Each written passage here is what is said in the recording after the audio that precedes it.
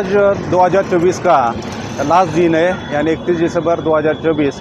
कल से नया साल 2025 1 जनवरी से शुरुआत होने वाली है।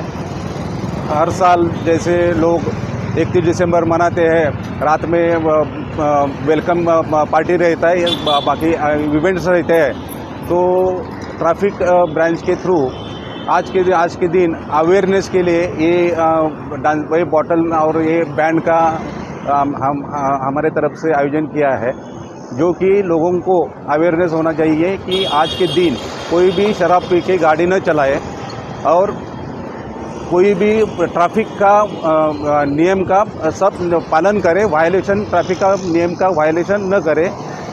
मेरी उल्लासनगर और आजू बाजू के सभी लोगों से दरख्वास्त है कि आज के दिन एंजॉय करो, लेकिन शराब पी के गाड़ी मत चलाओ।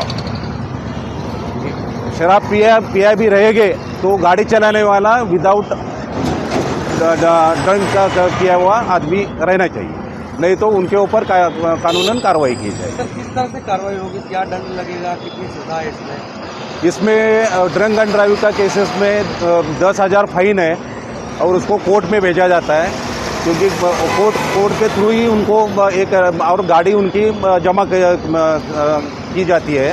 जमा करने के बाद दूसरे दिन, नहीं तो जब भी कोर्ट में हम उनको पेश करते हैं और कोर्ट से फिर उनको मिनिमम 10,000 रुपये फाइन है।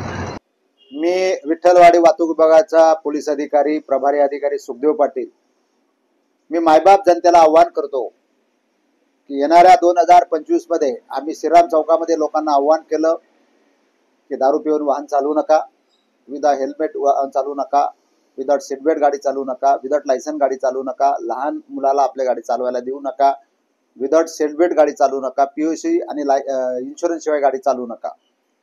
त्याचप्रमाणे मागच्या सन 2024 मध्ये 1 जानेवारी तर डिसेंबर 31 डिसेंबर पर्यंत वाहतूक विभाग विठ्ठलवाडीने 47,877 वाहनधारकांवर कारवाई केलेली आहे आणि 3,52,47,600 रुपये दंड त्यांच्यावर आकारण्यात आलेला आहे आणि रोखीने 35,57,450 रुपये दंड वसूल करण्यात आलेला आहे।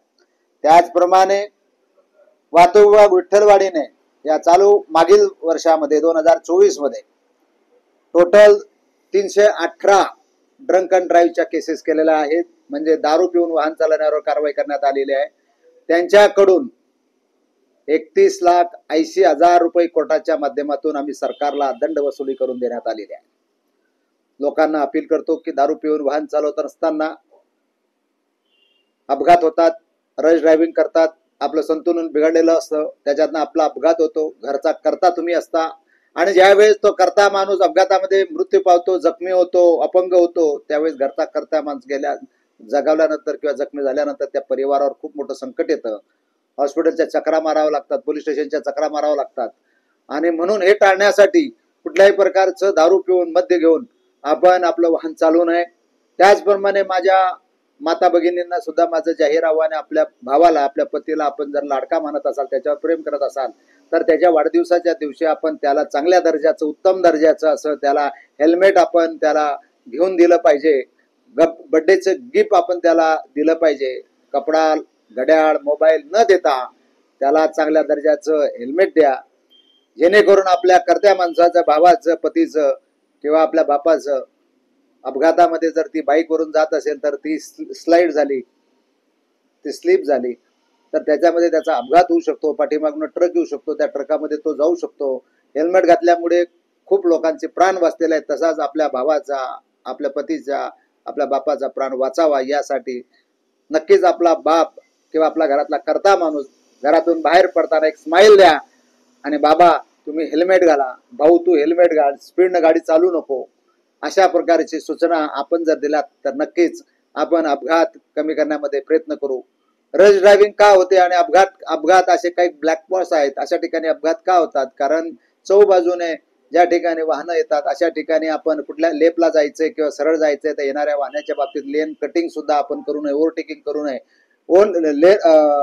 रश ड्रायव्हिंग करून आपण पुढे जाण्याचा प्रयत्न करू नये आणि त्याच्यामुळे मोठ्या प्रमाणामध्ये अपघात होतात. संपूर्ण राज्यामध्ये, देशामध्ये, हिंदुस्थानामध्ये जेवढे अपघातामध्ये लोक मयत होतात तेवढे बॉर्डरला सुद्धा आपले सैनिक मयत होत नाहीत. आणि म्हणून एवढे चांगले रोड होऊन सुद्धा माननीय पंतप्रधान माननीय नितीन गडकरी साहेबांच्या माध्यमातून देशामध्ये संपूर्णपणे एवढे मोठे रोड आणि महाराष्ट्र शासनाच्या MSRDCच्या माध्यमातून एवढे चांगल्या प्रकारचे रोड होत असताना सुद्धा अपघाताची संख्या कमी होताना दिसत नाही. याचं कारण काय आहे तर ते आहे रश ड्रायव्हिंग किंवा दारू पिऊन वाहन चालवणे. आणि म्हणून नागरिकांना अपील करतो की कुठल्याही प्रकारचे घाई गर्दीमध्ये कुठल्याही प्रकारचे जाण्याचा प्रयत्न करू नका. अपघाताला आपण आपल्या दारापर्यंत आणू नका. आपल्या कुटुंबावर आपलं प्रेम असेल तर वाहन आपण ICच्या पुढे चालवणार नाहीत याची काळजी घ्याल. एवढेच मी 9 वर्षामध्ये वाहतूक पोलिसांच्या वतीने ठाणे पोलीस आयुक्ताचे आमचे पोलीस आयुक्त माननीय असुद्दीन डोंगरे साहेब, जॉईंट CP चव्हाण साहेब आणि आमचे DCP पंकज सिरसाट साहेब यांच्या वतीने व मी वाहतूक विभागाच्या माझ्या कर्मचाऱ्यांच्या वतीने सगळ्याच नागरिकांना आवाहन करतो आणि नूतन वर्षाच्या खूप खूप शुभेच्छा देतो. कोणार्क, अपना शहर अपनी बातें.